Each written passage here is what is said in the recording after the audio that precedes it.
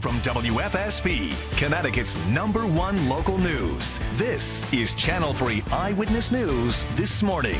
Good morning, everyone. Today is Thursday, January 12th. Thanks so much for waking up with us. I'm Nicole Nalepa. We just learned this morning that an 18-year-old died after a late-night shooting in Hartford on Broad Street. Take a look at this footage, which our crews were able to obtain of the crime scene right around 11 last night. And we're told the victim died at the hospital just hours ago, and police are continuing to investigate this morning. Also this morning, we're working to learn more about the condition of the woman who was shot in the chest in East Hartford.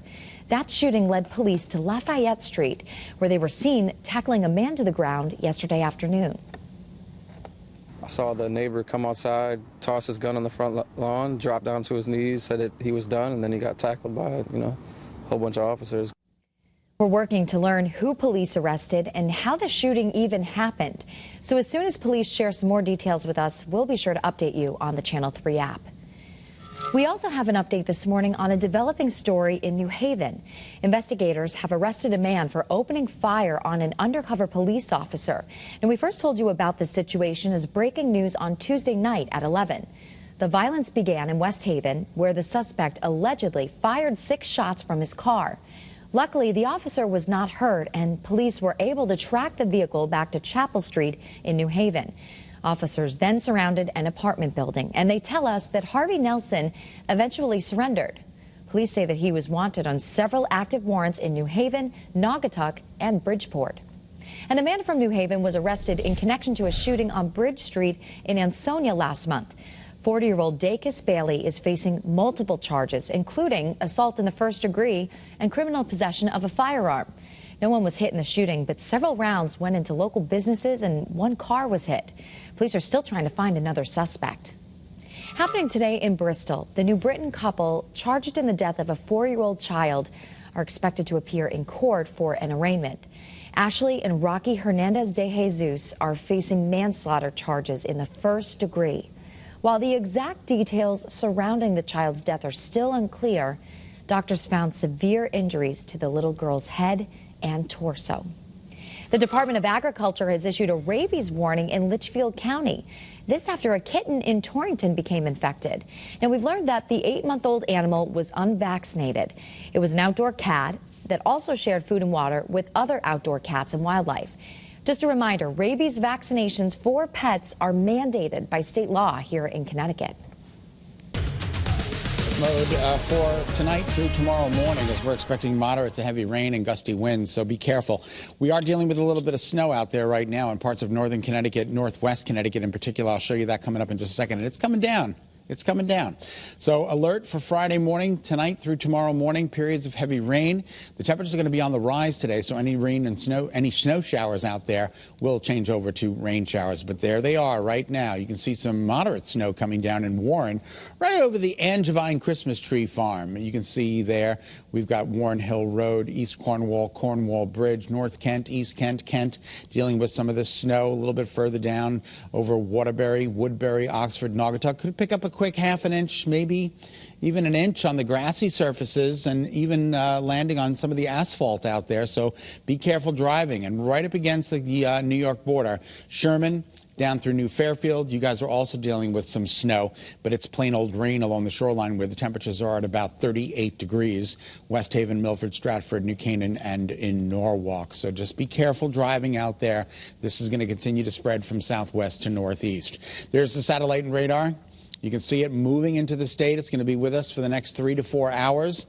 Then things will shut down for a while, and then more rain rolls in tonight through tomorrow morning. In the meantime, well, the roads were dry. They still are dry for a good 2/3 of the state. You're good to go. But if you are driving around in northwest and southwest Connecticut, we are now dealing with that snow. And look at the visibility coming down. Danbury 6, Waterbury 8. You were at a perfect 10 all morning until that snow started to fly. All right, here's the early morning futurecast. Tomorrow's weather today, continuing the snow showers through northern Connecticut through 9 o'clock, right through until about noon. Rain showers for the shoreline, then there's that lull, and then by 6, 7 o'clock tonight, the rain rolls in. Heavy rain, gusty winds, and that continues through the overnight time period into very early tomorrow morning. Now, if you're wondering why we're not going to get all snow, well, it's because the temperatures are going to be on the rise, and I'll show you that coming up in just a bit. In the meantime, New Haven, good morning to you. Things are looking pretty good there. 38 amazing degrees in New Haven, 37 in Bridgeport, 38 in Groton. You wonder why it's all rain along the shoreline. But you move a little further inland, 30, 31, 32s. That's cold enough to support snow. It is warmer than yesterday, anywhere from 5 to 7, but still cold enough to support some of that snow. And we've got winds out of the north-northeast, anywhere from 3 to 10. So again, there's the satellite and radar confirming that snow moving into the state. And watch the temperatures, though, on the rise during the day today. They're going to be incredibly mild tonight. After sunset, the numbers continue to march. And by midnight tonight, we're in the mid to upper 50s. Tomorrow morning when you wake up, close to 60 degrees. Unbelievable. Here are your headlines. A cloudy start, rain and snow showers today, and then heavy rain tonight. Once again, those numbers are going to climb through the day today. Watch them as they take off. Unbelievable. All right, 7 days ahead. Rain tonight through tomorrow morning, and then partial clearing tomorrow afternoon. Saturday, Sunday, Monday, all looking good. 7:06 is now the time. Nicole, we'll send it back to you. All right, thanks, Scott. Flight delays are expected to continue today across the country. So far this morning, though, flights are running on time at Bradley International. Nationwide, flight issues began yesterday morning, if you remember, after a computer system which provides safety information to flight crews literally crashed. The U.S. Department of Transportation is investigating now, and the White House says there is no evidence of a cyber attack. Turning you now to new developments in the Randy Cox case. The 5 New Haven police officers who were involved all pleaded not guilty when they stood before a judge yesterday. They are charged with reckless endangerment and negligence after Cox was paralyzed in police custody last June. All 5 of those officers are still on leave. Cox's attorney, Ben Crump, spoke out yesterday saying, quote, since these 5 officers failed to take accountability for their actions, they will now have to face a trial, unquote. And now an update this morning. We've learned that the Habitat for Humanity home in Hartford, which was targeted by thieves recently, was being renovated for a veteran and his family.